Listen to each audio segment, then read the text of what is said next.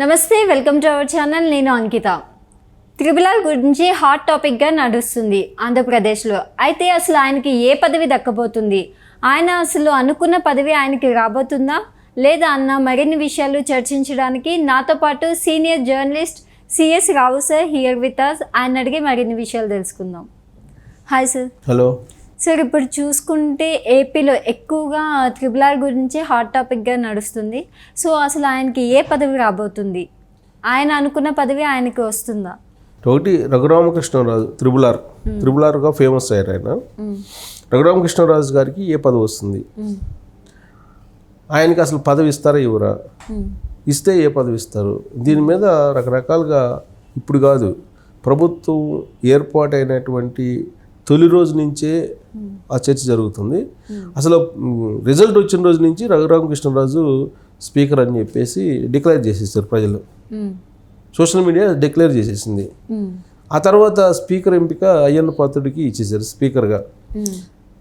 Home minister అవుతున్నారు రఘురామకృష్ణరాజు అని చెప్పి ఇంకొక పోస్ట్ డిసైడ్ చేసింది సోషల్ మీడియా. పబ్లిక్ కూడా రఘురామకృష్ణరాజుని హోమ్ మినిస్టర్గా చూడాలని భావించి వాళ్ళు కూడా అలాంటి కామెంట్స్ పెట్టడం, నెట్ జల్లందరూ కూడా ఆయన హోమ్ మినిస్టర్ అయితే బాగుంటుంది అనేటువంటి అభిప్రాయాన్ని వ్యక్తం చేశారు. అసలు స్పీకర్ నుంచి హోమ్ మినిస్టర్ దాకా వచ్చారు. అసలు స్పీకర్గా ఎందుకు ఆయన్ని ఊహించుకున్నారు ఆయన అభిమానులు అంటే, జగన్మోహన్ రెడ్డి ఒక ఎమ్మెల్యేగా ఉంటూ అధ్యక్ష అంటే ఆ చైర్లో అధ్యక్ష చైర్లో రఘురామకృష్ణరాజు ఉంటే కూర్చోవయ్యా అని అంటారు అనేటువంటి ఒక దృశ్యాన్ని ఆయన అభిమానులు ఆవిష్కరించుకున్నారు. అది నెరవేరకుండానే స్పీకర్గా అయ్యన్న పాత్రకి ఇచ్చేసారు. అయిపోయిన తర్వాత ఆయన హోమ్ మినిస్టర్ అయితే బాగుంటుంది రఘురామకృష్ణరాజు. ఎందుకంటే ఆయన్ని ఏపీసీఐడి పోలీసుల చేత అరెస్ట్ చేయించి ఆయన మీద 3rd డిగ్రీ ప్రయోగించి ఆ సమయంలో వీడియో కాల్ ద్వారా చూసి జగన్మోహన్ రెడ్డి ఆనందించాడు. కాబట్టి రఘురామకృష్ణరాజు కనుక హోమ్ మినిస్టర్ అయితే జగన్మోహన్ రెడ్డి మీద ఖచ్చితంగా రివెంజ్ తీర్చుకుంటాడు. ఆ రివెంజ్ని చూడాలని చెప్పేసి ఆయన అభిమానులు చాలా మంది కోరుకున్నారు, హోమ్ మినిస్టర్ కావాలని అనుకున్నారు. కానీ అది కూడా నెరవేరలేదు. హోమ్ మినిస్టరు అనితకి ఇచ్చారు. ఇక ఆ తర్వాత ఏమైందంటే, రఘురామకృష్ణరాజుకి తిరుమల తిరుపతి దేవస్థానం చైర్మన్ ఇస్తే బాగుంటుంది. సో ఆ చైర్మన్ పదవి కనుక రఘురామకృష్ణరాజుకి ఇస్తే ఆల్రెడీ జగన్మోహన్ రెడ్డి హయాంలో జరిగినటువంటి కుంభకోణాలను బయటికి తీస్తారు. అక్కడ జరిగినటువంటి మొత్తం వ్యవహారాలు బయటికి తీసి ఏ విధంగా హిందూ వ్యతిరేకంగా పనిచేశాడు జగన్మోహన్ రెడ్డి ధర్మారెడ్డిని పెట్టుకొని అనేది బయటికి తీస్తున్నాడు Raghuramakrishnaraju. At the same time దేశ విదేశాల నుంచి ప్రపంచవ్యాప్తంగా కూడా తిరుమల వస్తుంటారు. కాబట్టి అక్కడ ఆతిథ్యం ఇవ్వడం, వాళ్ళకి స్వాగతాలు పలకటం కానీ, వాళ్ళకి ఆతిథ్యం ఇవ్వటంలో కానీ, లేదా వాళ్ళకి ప్రోటోకాల్ ప్రకారం దర్శనం చేయించడంలో కానీ, ఇవన్నీ కూడా ఆయన అయితే చేయగలరు. ఎందుకంటే అతిథి మర్యాదలకు క్షత్రియుల పేరు కాబట్టి. సో వాళ్ళకి ఇస్తే బాగుంటుంది. ప్లస్ క్షత్రియ సామాజిక వర్గానికి క్యాబినెట్లో కూడా చోటు ఇవ్వలేదు కాబట్టి అది ఇస్తే బాగుంటుంది. తిరుమల తిరుపతి దేవస్థానం స్వామివారి సేవ చేసుకోగలరు, వాళ్ళైతే బాగా చేయగలరు అనేటువంటి అభిప్రాయాన్ని వ్యక్తం చేసి దేశ విదేశాల్లో ఉండే ఆయన అభిమానులు ఆయన కనుక తిరుమల తిరుపతి దేవస్థానం చైర్మన్ అయితే కనుక హ్యాపీ అని చెప్పి అందరూ భావించి ఆ మేరకు ఆ పోస్ట్ని కొన్ని రోజులు సోషల్ మీడియాలో రన్ చేశారు. కాదు అసలు జగన్మోహన్ రెడ్డికి వ్యతిరేకంగా ఆయన సుదీర్ఘమైనటువంటి పోరాటం చేశారు. కాబట్టి ఆయన పోరాటం గురించి చంద్రబాబు నాయుడికి బాగా తెలుసు. కాబట్టి ఆయనకి మంత్రి పదవి కూడా ఇవ్వచ్చు, ఇచ్చే అవకాశం ఉంది. అందుకే ఆ ఒక్క మంత్రి పదవిని ఖాళీగా పెట్టాడు అనేది విశ్వసించేటువంటి వాళ్ళు కూడా ఉన్నారు ఆయన అభిమానులు ఇప్పటికీ కూడా. ఎందుకంటే ఇంకొక మంత్రి పదవి ఖాళీ ఉంది, దాన్ని ఆయన కోసం ఉంచిపెట్టాడు అని నమ్మేటువంటి ఆయన అభిమానులు కూడా లేకపోలేదు. ఇదంతా జరుగుతున్నటువంటి క్రమంలో తాజాగా మరొక అంశం తెర మీదకి ఏమొచ్చింది అని అంటే, ఆంధ్రప్రదేశ్ ప్రభుత్వ ప్రత్యేక ప్రతినిధిగా ఢిల్లీలో రఘురామకృష్ణరాజుని నియమించబోతున్నారు. కాబట్టి ఢిల్లీ కేంద్రంగా చేసుకుని ఆంధ్రప్రదేశ్కి సంబంధించినటువంటి రాష్ట్ర ప్రయోజనాలని కాపాడడానికి ఆయన అక్కడ ఉండటమే బెటరు. ఆంధ్రప్రదేశ్ ప్రభుత్వ ప్రత్యేక ప్రతినిధిగా ఢిల్లీలో ప్రత్యేక ప్రతినిధిగా ఉంటే కనుక ఆయన క్యాబినెట్ ర్యాంక్ వస్తుంది. ప్లస్ ఆయన ఆయనకి సీఎం వచ్చినప్పుడు అక్కడ అందరితో అపాయింట్మెంట్లు పెట్టి లైజనింగ్ చేయగలరు. ప్లస్ ప్రధానమంత్రితో పిఎంఓ ఆఫీస్ తోటి ఆయనకి టచెస్ ఉన్నాయి, హోమ్ మినిస్టర్తో టచెస్ ఉన్నాయి. కాబట్టి ఆంధ్రప్రదేశ్ ప్రయోజనాలతో పాటు జగన్మోహన్ రెడ్డికి సంబంధించినటువంటి కేసులు, తర్వాత ఆయన జగన్మోహన్ రెడ్డి అరెస్టు ఇది కూడా స్పీడ్ అవుతుంది అనేటువంటి ఒక అభిప్రాయం, అలాంటి కోరిక ఉన్నటువంటి అభిమానుల సంఖ్య కూడా ఎక్కువ ఉంది ఆయనకి.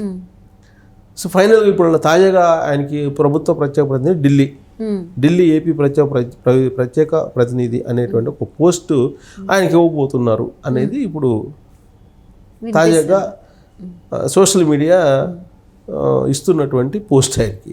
ఇదే అంశం మీద ఆయన నాకు ఇచ్చినటువంటి ఇంటర్వ్యూలో వాస్తవంగా ఆయనకైతే చంద్రబాబు నాయుడు ఏది ఇచ్చే అది నిర్వర్తించడానికి సిద్ధమయ్యారు. ఆయన ఏం ఆశించట్లేదు. కానీ ఆయన అభిమానులు మాత్రం ఆయన్ని రకరకాల పదవుల్లో ఊహించుకుంటూ జగన్మోహన్ రెడ్డిని ఏ విధంగా టార్గెట్ చేస్తారు, రఘురామకృష్ణరాజు ఏ పదవి ఇస్తే ఎక్కువగా జగన్మోహన్ రెడ్డిని వెంటాడగలరు అనే దాని కోణంలో నుంచి ఆయన అభిమానులు ఆలోచిస్తున్నారు. దానికి కారణం ఏంటంటే నేపథ్యం, దానికి ఒక పెద్ద నేపథ్యం ఉంది. అసలు జగన్మోహన్ రెడ్డి గురించి విమర్శించడానికి కానీ ఆరోపణలు చేయడానికి కానీ సాహసం చేయలేనటువంటి రోజుల్లో ఈ రఘురామకృష్ణరాజు ఆయన వైఎస్ఆర్ కాంగ్రెస్ పార్టీలో ఉంటూనే జగన్మోహన్ రెడ్డిని వ్యతిరేకిస్తూ సోషల్ మీడియాలో ఆయన ఒక ఫైట్ చేశారు. ప్రతిరోజు రచ్చబండ అనేటువంటి ఒక కార్యక్రమంతో ఎవ్రీడే ఆయన ఆంధ్రప్రదేశ్ ప్రజల్లో చైతన్యం కలిగించేలాగా, అవగాహన కలిగించేలాగా జగన్మోహన్ రెడ్డి ప్రజా వ్యతిరేక విధానాల మీద ఎప్పటికప్పుడు ఎండగడుతూ ఆయన నిరంతర పోరాటం, అలుపెరగనటువంటి పోరాటం చేశారు. దాన్ని తట్టుకోలేక ఒకనొక సమయంలో జగన్మోహన్ రెడ్డి అసలు భౌతికంగా రఘురామకృష్ణరాజుని లేకుండా చేయాలనేటువంటి ప్రయత్నం చేశారు అనేది కూడా చాలామంది భావించారు. అలాంటి పరిస్థితులు కూడా చూశారు. ఆయన మీద 3rd డిగ్రీ ప్రయోగించారు ఎంపీగా ఉన్నప్పుడు 3rd డిగ్రీ ప్రయోగించి దాని మీద కూడా వీడియోతో సహా ఆధారాలతో సహా లోక్సభ స్పీకర్కి అప్పుడు కంప్లైంట్ కూడా చేశారు జగన్మోహన్ రెడ్డి ప్రభుత్వం మీద. అయినప్పుడు చర్యలు తీసుకోలేదు.